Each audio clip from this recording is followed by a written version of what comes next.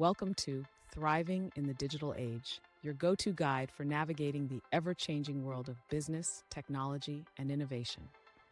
With your host, Joe Crist, a seasoned entrepreneur and tech enthusiast, here to connect you with the leaders shaping our future. Discover the secrets to thriving in the digital age. Each week, we'll dive into practical insights, cutting-edge strategies, and the latest trends to help your business not just survive, but truly thrive in today's digital world. Hey, everybody. Welcome to another episode of Thriving in the Digital Age. I'm your host, Joe Crist.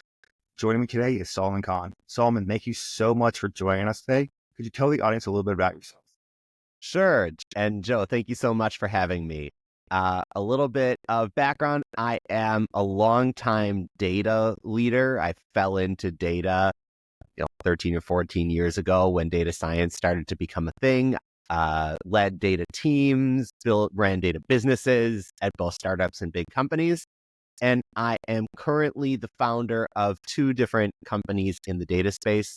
The first is called Delivery Layer, where we build customer-facing data applications, so dashboards and APIs for data companies who need a simple access layer so that they can offer a product to their customers. And it's all around data sharing. And we can talk about how different companies and organizations share data with each other. And then the second company is called Top Data People. And this was sort of an evolution of the marketing that I've done for Delivery Layer. But I built up a lot of content about how to be really great at driving impact with data. So much of the data world is focused on the tools as opposed to actually being successful using the tools to drive some sort of impact. And I have a lot of experience with that. And I sort of built out a program to help people. So it's a 6-month development program right now focused on senior and mid-level individual contributor data people to help them get really good at the business side of data work. And so we can talk about data and new education nowadays and a whole bunch of fun conversations there. So that's my background. Wow, very cool. It's interesting. So I've been, in the consulting world for nearly a decade now, and especially in the realm of digital transformation. And one of the biggest challenges I find for doing this stuff revolves around data, right? Data is, our world sits on it. Right. Decisions are made from it. A lot of things we take for granted are all ran by data. So, obviously in your experience though, what challenges do you see out there? What are, companies and the industry is facing when it comes to just getting data and leveraging data? Sure. So that's a big question, right? Because there's to me, I see data most importantly as a tool that's supporting something in the business, right? Data has been positioned in the world as this hero, right? Data and the data people are going to come and save everybody. And I like to think about data way more as the sidekick, because data itself doesn't do anything. In order for data to have some sort of impact, somebody else needs to take that data and then make a different decision than they would have made without it. Otherwise, nothing is happening. And so as a data person or as a data industry, I see it less as that we are doing something and much more that we are the sidekick helping the heroes who are actually making decisions. And so when you look at it like that, whatever problems there are in data is how to help the different heroes, but there are so many different types of people doing so many different types of things that it's tough to say that there's one different problem. At Delivery Layer, certainly we're focused on a very narrow problem, which is for companies that need to build insights products or for organizations that need to share data effectively outside of your company, right? There's a lot of tools for doing that inside your company. Most data is used to support internal decision-making.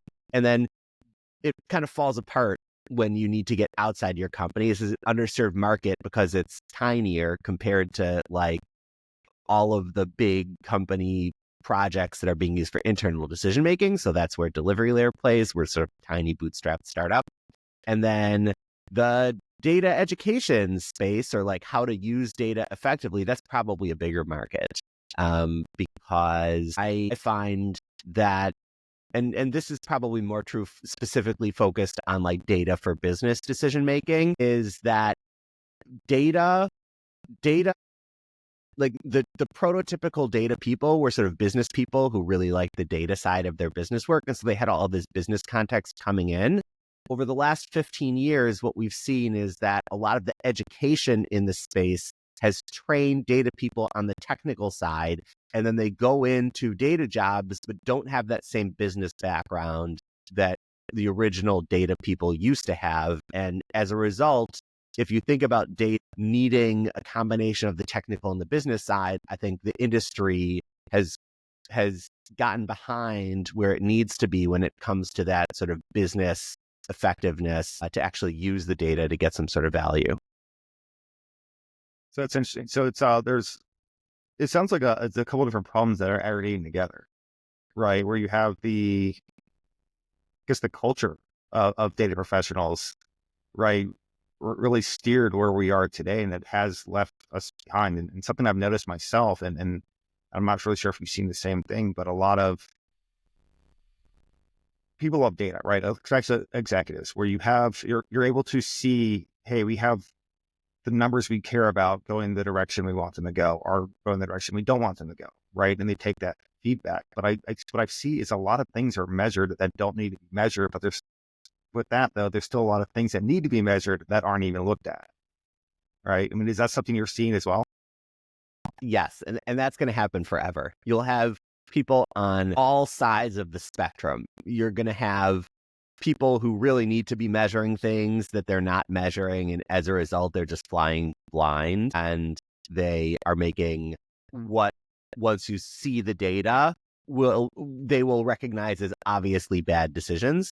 And then you've got other people on the opposite side of that spectrum who are trying to turn every decision into something that is obvious based on data. And unfortunately, that is also not possible with data. In many cases, even with the same facts, people can come to different conclusions. And the complexity of data for many big strategic decisions means that you're never going to have perfect and complete data. Even if you did, it wouldn't necessarily automatically mean you know exactly how to answer the question. But even that is an impossible standard to meet. And so, to me, one of the most important things that we can do with data is to say, okay, data can give us all of these facts, right? It puts us in a much better position to make decisions than if we didn't have facts, right? It can get you 80% of the way there. So it can make a lot of things that you might have thought were smart, obviously not, right? You can exclude a lot of things, but it doesn't automatically get you to 100%. And so that's sort of how I think about this, is how to approach it where you're getting a lot of value from it, but you're not overly relying on it. It's like a balance. It's not the answer. Right. The way I've always seen data, right, when it comes to decision making, I'm a big fan of data-driven decision making. I think it's one of the best ways of approaching things and eliminating a lot of that bias that we have. But in my eyes, I've always seen data as it's evidence for context, right? If we're telling a story of what's going on, the data supports the context of what we actually are trying to explain. But the thing is, too, it's easy to tell multiple stories of the same data, right? Because we don't know. And that's the unfortunate reality, right? It's we see these numbers and then we can make a jump from what the evidence states to what the actual fact is. And by doing that, we are miscommunicating a lot. You know, I mean, I've seen that plenty of times, right? When you're looking at either like revenue or throughput or things like that. And throughput's a great example, right? I've worked with companies that, because they think they're doing a lot of really good work and they're very focused on the output, they're putting out, and that's their main driving factor, right? It's like develop, and innovate, which is a great thing to do. But if you're innovating things that aren't really valued by people, then it doesn't really matter how fast you output. You know, that's the wild part about it. Data is incredibly useful, right? and it helps to make decisions, but there is the reality that we need to understand our biases as well towards Oh, that. 100%. And it's like you can't, if you don't have I mean, the data is just another way of saying the reality, like what's happening. That's all it is. It's if you don't know, you have a sales team and you don't know which salesperson closed which deals, then how are you going to manage your business? It's going to be really, really challenging, right? And so there's many categories of data where the value is just so obvious and it's so ingrained that you couldn't even imagine operating a business where you didn't track which salesperson closed which deal. And then you get to where it is less clear, and then you're like, oh, well, which marketing effort influenced those deals? And then it's like a lot trickier to answer that question. And so you have data, but it doesn't automatically give you the answer. If someone saw a whole bunch of your marketing campaigns and then met somebody in a booth at a conference and then engaged with social, and then a salesperson reached out, like, what was it that led that person to decide to buy? And it's a combination of a lot of those things. So obviously the data world is tricky, right? I mean, it's definitely something we need to get better at. What are some of the solutions or opportunities that businesses or even individuals can start really focusing on today to get better when it comes to data? yeah. So on this, for this topic, I'll sort of put delivery layer aside and focus on a lot of the work that I do with my top data person professional development program, because there are things for businesses to do, but I actually think that it is not fair to put the onus on the business people to like be able to navigate what can often be incredibly complex data, when that's why you hire data teams to help you with that, right? Like, there's a level of literacy that I think every executive needs. And in my experience, every executive has. I've worked with many, many people over the years, and I probably disproportionately have worked with more sophisticated organizations, but still pretty much everybody understands the data when you put it in front of them. Executives are not stupid. But what is challenging is when you get into things that are very complex. And that's why I think data teams are important, because I think that data teams are necessary in order to effectively organize all that data from the technical side and then get it to a usable form for executives. That's why I think that the skill of those data teams is one of the most important factors, because some people want to have the data business be a business of like cogs and widgets, where one person is completely replaceable for another person, and there's no difference in output between any other data people. But I haven't seen that, and that's not been my experience. My experience is that it is an art and a skill to be able to take a very complicated, chaotic world and then a whole bunch of data and then mash those together and then interpret that in ways that can help drive clarity for your executives and impact for your business. And I think that that is a skill that can be trained.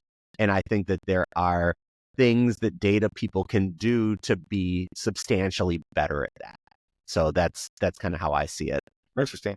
So let's make sure I understand this. So really good starting point is not just the data literacy, but also having the data team. So a big thing, something I'm a fan of, right, is cross training across different teams, right? When you have, we'll say, marketing explaining why they're actually marketing or how they're marketing products to the product team, right? And the product team saying, whoa, that's not realistic. We can't say that. When you have that communication and people are actually able to really like essentially build off one another, like, would you recommend that for data teams as well? Like actually having the data teams come in and like talking to executives and explaining to them and talking to the team, like I guess the teams they support and that support them, saying like, hey, here is what we're actually doing. Kind of like a more like agile approach where we're working like internal things, right? Where it's just like, hey, like, what do you need? Like, here's what you need to know, but we need to know what you need from us. I know it's a fairly complex question. Oh, yeah. I mean, I think it's less of a nice to have and more of a must have. But because data people, if you don't understand the business, you can't do effective data work. And that's been one of my major points that even compelled me to start this, which is that many data people don't have a good understanding of the businesses that they're supporting, and it is holding us back as an industry. But for even the examples that you gave, I don't think this is limited to data. I think that business functions are connected in pursuit of a common goal. And so the sales team that sells product features that don't exist because they don't talk to the product team, the marketing teams that are describing things that don't exist, the product team that doesn't know from the sales team or the marketing team that it's these three features that everybody is asking for and they're easy to build. And if you just built them, our whole go-to-market would be substantially easier. Like I don't see any team being successful in a vacuum, but I think data is a level above what you would expect from typical teams there, because for me as a data person, if I'm supporting marketing, how could I possibly support marketing if I don't even know what marketing is doing or what their goals are? How would you expect that you would be effective in helping them? You don't even know what they're trying to do. And I find this way too often is that data teams are marginalized because they don't even know the major goals that their business units that they're supporting are working on. And so they're working on their own data thing. It's like, oh yeah, we're building this new data warehouse. Meanwhile, the business is moving along without them. And I think that is a big missed opportunity for data, big mistake to be operating that way for the company. Yeah, I was thinking about it as we were talking, just trying to imagine in my head like a business. We have this like data team just building things, right? And they're doing what they do best. They're trying to, essentially build a platform with all this integrates, but they're really not understanding the business case behind it, right? Meanwhile, the business, you have all these people like, in the marketing team, sales team, product development engineers, even IT, right? All just like not knowing what's going on, right? They're existing. And I'm sure because of that, a lot of people don't even realize they have the capability of a data team. Like I can't tell the amount of companies I've worked with that don't even know certain teams that even exist. Oh, That yeah. really make a huge impact on what they're doing. All I have to do is reach out and ask. And let me also give some more context, because when you explain it this way, it sounds obviously stupid. So why would any smart person operate this way? I think that it plays out in a way that is more reasonable than you expect, which is why it happens so often, because it doesn't seem bad as it's happening. Because what will occur is that the CEO and C-suite and all the business leaders will come in and say that we need to get substantially better at using data. And then they'll hire a data team, and their mandate to the data team will be build out a data capability for us. And the executives, the data leader, will rightly look at a very bad data situation and say, okay, I need to build out infrastructure, because once we have a stable foundational infrastructure, then we can get kick in and everybody can have the data that they need, and the data is going to look great. And they set themselves out oftentimes to sort of an impossible standard. And then they focus a lot on back-end data infrastructure stuff. So they're, spending 75% of the time, 80% of the time doing exactly what they were told, which is build out this data capability. The business is sitting there and saying, okay, we need this data capability. It's taking a lot of time, but this is what we need. This is what we need to invest in. And I guess it's just not ready to help me with these big initiatives, but I'll sit back and I'll wait, because we all know we obviously need data. So they're happy until a couple of years go by, and suddenly everybody goes, we've been spending a lot of money for a lot of years now, and now I'm not so happy. but you've got this culture where the business leaders haven't had the right expectations of the team. And so the team has executed to these wrong expectations. And now they just like sort of flip a switch and aren't happy. And the data leader does exactly what they were hired to do and they were told to do. Meanwhile, that probably wasn't what they should have done. And then the team culture is set up in a bad direction because the culture was, we're focusing on this and building out this data infrastructure.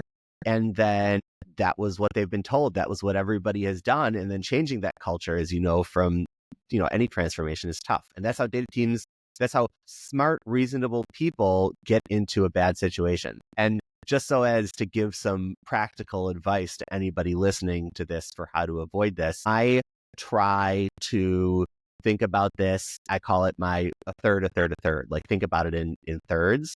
And so, because you do need data infrastructure investments, right? But that should be 1/3 of what you do as a data person. And then you should have 1/3 as like high level strategic initiatives. Like what are the big questions that we have for the quarter that we really need to answer this quarter that are going to move the business substantially if we answer them or have the potential to move the business substantially.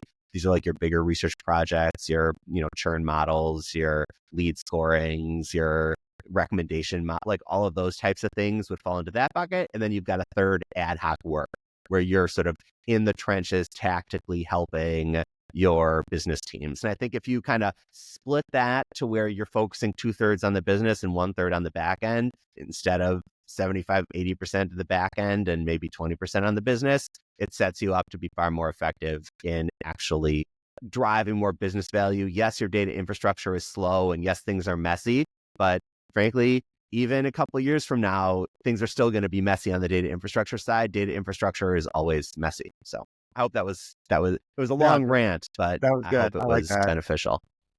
Yeah, I think about that a lot too when it comes to the data, and I've seen that myself, right? Where and this is not just a cultural issue when it comes to like data team. This is with every team I've seen where the expectations aren't really clearly communicated, like what the business goals are.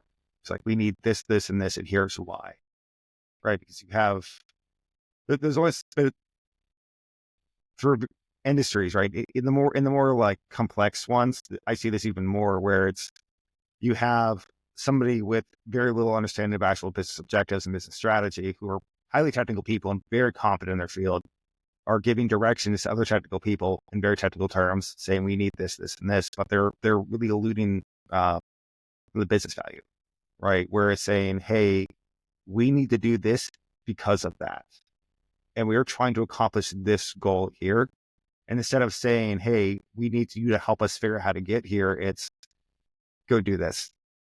This is what the bosses want, right? And when you have a miscommunication, right? When you lack that alignment and that clear vision, like, it's easy. It's very easy to do that.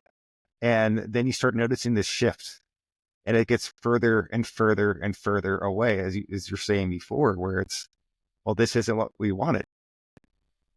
Well, Yeah. this is what And you asked for. if you think about the analogy between software engineering and data, software engineers typically have product managers specifically for this reason, which is that everybody recognizes that the default is to go into technical work and you need somebody with a strong vision to make sure that that technical work actually ends up with some sort of business value. People are overwhelmingly acting as their own product managers. And they're the ones that need to have those business conversations with the stakeholders that are coming to them.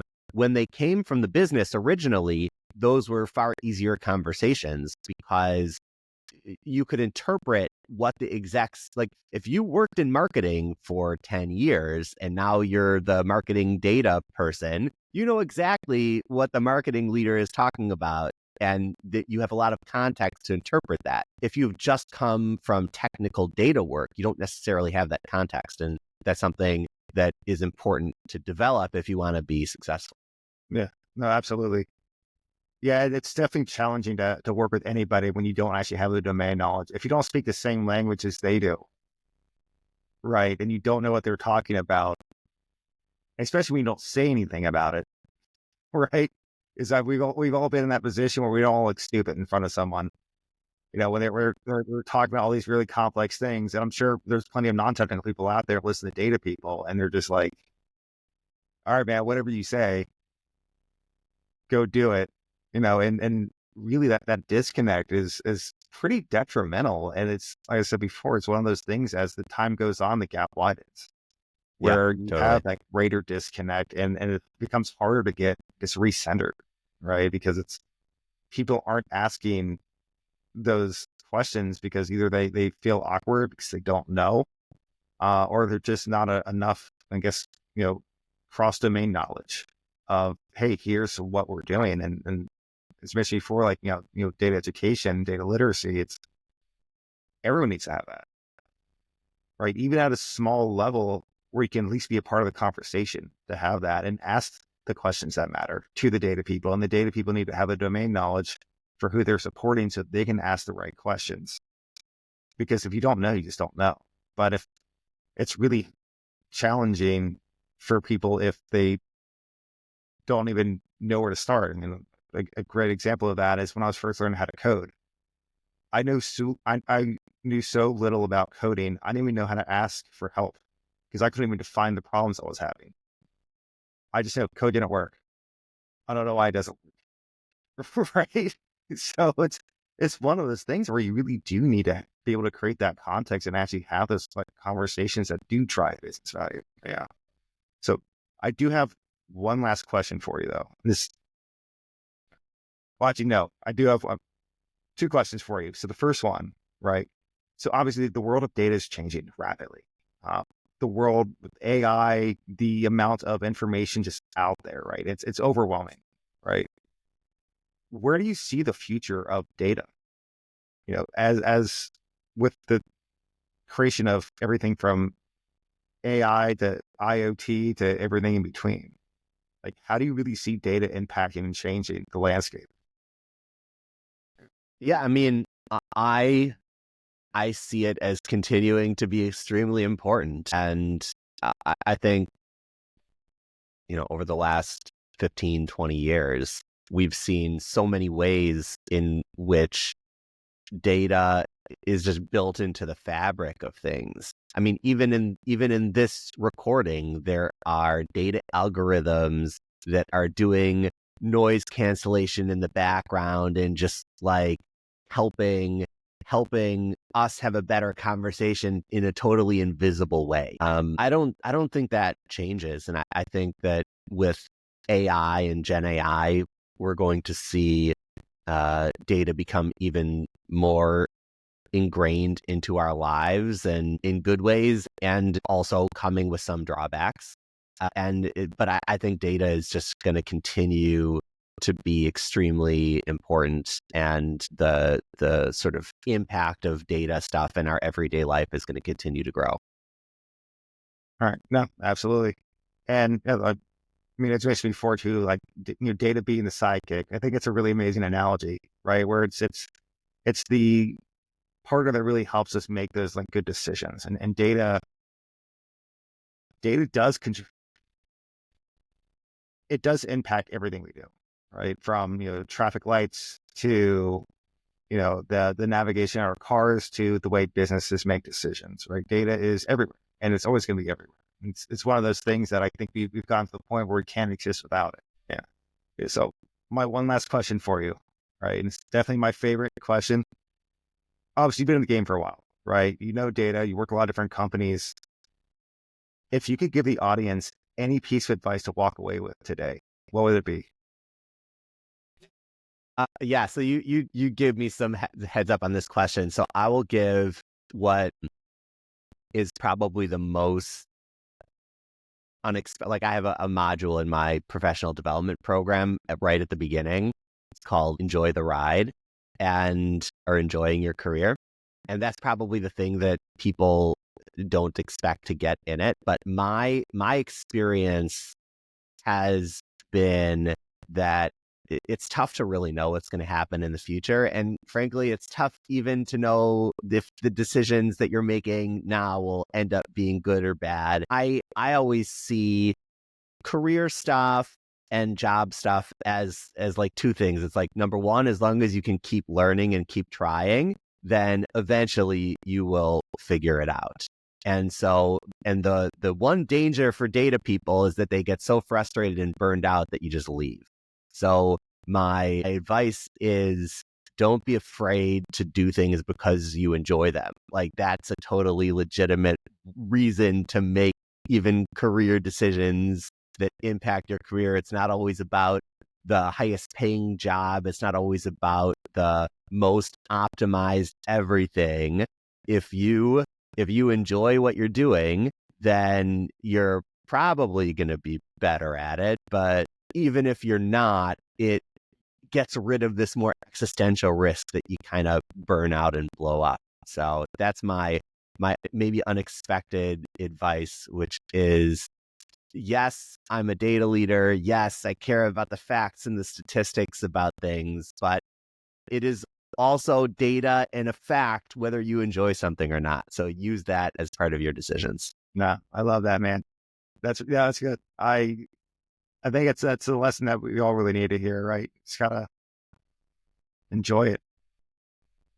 Yeah. Yeah. Yes, enjoy what you can, because you never know. And listen, if it was easy, they wouldn't need you. Yeah, right. We're gonna need you So absolutely, man. Well, hey, everybody, that was Solomon Kahn. Solomon, thank you so much for joining us today. I really appreciate it. I definitely learned a lot. I'm sure the audience did as well. And once again, everyone, thank you for joining us, listening. Have a good one, everyone. all right. Thanks, Joe. Thanks for tuning in to another episode of Thriving in the Digital Age. We hope today's episode gave you some great tips for navigating and rocking the digital world. Remember to hit subscribe for more awesome tips, strategies, and expert talks on thriving in the digital age. Stay connected, stay informed, and keep on thriving.